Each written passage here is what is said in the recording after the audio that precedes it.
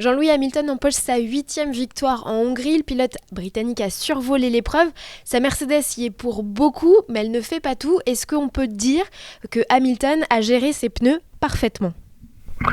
On peut dire beaucoup de choses sur Hamilton, mais vous avez raison, la Mercedes ne fait pas tout.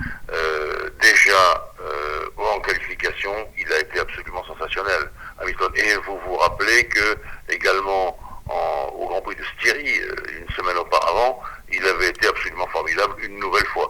Donc, en qualification, oui, on peut lui mettre quasiment 19 3 quarts sur 20, parce que la perfection n'est pas de ce monde. Et puis, je pense que là, il a pris vraiment les choses en main, et il a fait une course de toute beauté. Il a su ménager ses pneus, mais il faut bien comprendre qu'on a toujours sur les Mercedes le célèbre DAS, et on sait très bien que ce système à double action dans le volant, c'est surtout en grande majorité pour la température des pneus, et on peut laisser même de côté ce que certains pensaient au début, c'est-à-dire le gain aérodynamique. Le gain aérodynamique pour la DAS, c'est quasiment peanuts. Tout le travail se fait dans les pneus, et là-dessus, qu'est-ce que vous voulez faire ? La Mercedes a un avantage, et Hamilton, sait parfaitement gérer cet avantage. Alors du côté de chez Red Bull Racing, on est content puisque Max Verstappen est 2e. D'ailleurs, il a bien failli ne pas prendre le départ de cette course. Mais pour les Red Bull, plus globalement, c'était un Grand Prix compliqué pour eux parce que eux, les pneus, ont eu plus de mal à les gérer. Oui, absolument. Ça a été compliqué pour Red Bull, et je mets bien entendu au crédit de Verstappen et de ses mécaniciens, car lui-même leur a dédié cette 2e place.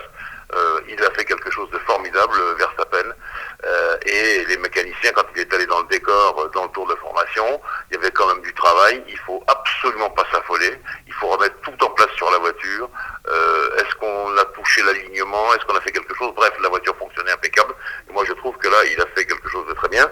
Attention, les Red Bull ont eu de la peine, je dirais, dans les qualifications. Il était assez loin, Verstappen, il était 7e, Albon était encore plus loin, Albon a fait une belle remontée également, donc elles se sont, je dirais, vengées en course, mais c'est la 2e place seulement, ce n'est pas la victoire.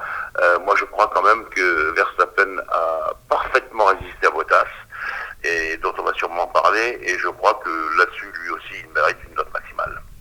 Alors justement, Valtteri Bottas, est-ce que selon vous, Jean-Louis, il aurait pu signer le doublé s'il n'avait pas manqué son départ ? Alors, il a eu un problème à la fois d'embrayage et d'alerte et d'anticalage réunis, il l'explique très bien d'ailleurs. Il a fait un bond, et quand il a fait un bond, le capteur, eh bien, vous savez que Bottas, il est spécialiste du non-fonctionnement des capteurs, parce que ça lui est déjà arrivé, et il n'y a pas eu de pénalité, mais il a eu ce problème-là, et du coup, il a manqué son départ. Alors après, ils ont fait chez Mercedes le max pour le faire revenir sur Verstappen, mais quand même, malgré les changements de pneus, tout ce qu'il fallait pour le meilleur tour, etc., il est arrivé juste ric-rac, à quelques dixièmes derrière, mais c'était quand même que la 3e place. Verstappen, lui, a très bien suggéré le dépassement des retardataires aussi, même si la roue se pétait souvent en demandant le drapeau bleu, et donc voilà, Bottas, il est tombé un petit peu sur un mur. Enfin bon, rien n'est grave pour l'instant pour ce qui concerne la course au titre mondial. Mais Hamilton me paraît tellement fort, cher Géraldine, que je me demande s'il va y avoir vraiment une course. Parce que finalement, Hamilton prend les rênes de ce championnat. Oui, il reprend les rênes de ce championnat, et il est quelque part un petit peu protégé par celles que j'appelle les Mercedes bis, c'est-à-dire les Racing Points. Et donc, vraiment, là, il prend les choses en main. Il vient de nous plaquer 2 accords magistraux, là, coup sur coup, et je trouve qu'il est dans une forme absolument éblouissante. Je reviens sur ce que je vous ai dit en préambule à notre conversation, Géraldine. En qualification, il a été tout simplement époustouflant. Donc, on voit bien qu'il est au sommet de son art. Vous parlez justement des Racing Points, ces mini Mercedes qui ont brillé clairement ce week-end avec une 4e place pour Lance Stroll. C'est le meilleur résultat de l'équipe. Est-ce que vous pensez qu'un podium était envisageable pour eux ? Je pense qu'un podium était envisageable, mais pourquoi pas pour Lance Stroll d'ailleurs, puisqu'il était quand même assez bien placé. Ce que je vois surtout, c'est que sur la grille de départ, on avait 4 Mercedes, c'était clair, et nos amis commentateurs de Canal l'ont bien remarqué. Il y avait les 2 Mercedes d'usine et les 2 Racing Point qui sont des Mercedes de l'an dernier. Ça, quand même, ça fait assez mal. Lance Stroll, il est peut-être pas encore assez aguerri pour aller se frotter à des gens comme Bottas.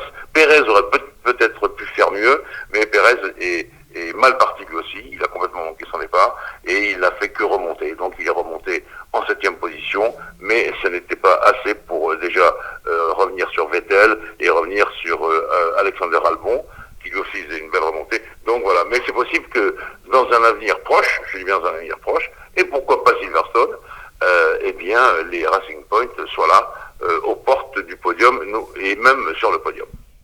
On va encore parler de Ferrari et pas spécialement bien puisque l'écurie a de nouveau bu le bouillon ce week-end en Hongrie, entraînant dans son sillage Jean-Louis Haas et Alfa Romeo.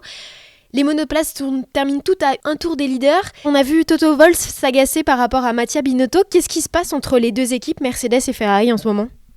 Il se passe tout simplement que Toto Wolff a dit une grande partie de la vérité.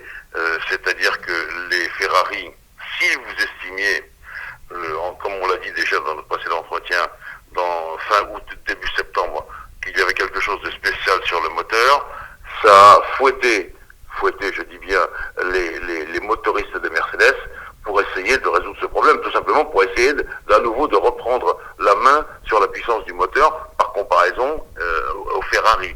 Et la double peine, elle vient ensuite pour Ferrari, c'est que il a fallu revenir au moteur qui était au début de saison l'an passé, et pas du tout ce moteur dont on dit qu'il avait 50 chevaux de plus, qui était le moteur de la Belgique, de l'Italie, juste après ces Grands Prix-là, et juste avant que la FIA pointe l'histoire du doigt.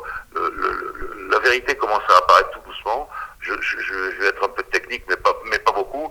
Vous savez qu'on emporte 100 kg d'essence dans une voiture, mais il y a un fuel flow, c'est-à-dire qu'il y a un flow d'essence qui doit être respecté.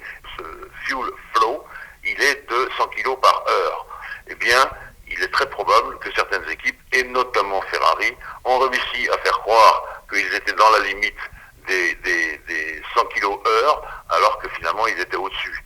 Et ils avaient bien pris le soin de contrôler le haut du flot de carburant, mais de contrôler aussi le bas. Et donc, ils étaient un petit peu, si vous voulez, décalés par rapport à ce qu'avaient les autres voitures. C'est ça qui a donné la puissance. À mon avis, c'est ça qui a mis la FIA en colère, avec, un pardon impossible, parce que si le patron de l'équipe avait été Arriva Bene ou Flavio Briatore, les gars du marketing, on aurait pu dire oui, mais ils n'ont pas bien contrôlé. Mais il se trouve que Mattia Binotto, c'est un excellent motoriste, et c'était même le chef motoriste. Donc lui, il savait très bien ce qu'il faisait, et c'est en l'occurrence pourquoi la FIA a signé cet accord secret, en disant on passe l'éponge, vous revenez à votre moteur du début de saison 2019, et surtout, vous ne bougez plus une oreille, parce que réglementairement parlant, maintenant, vous ne pouvez plus toucher votre moteur.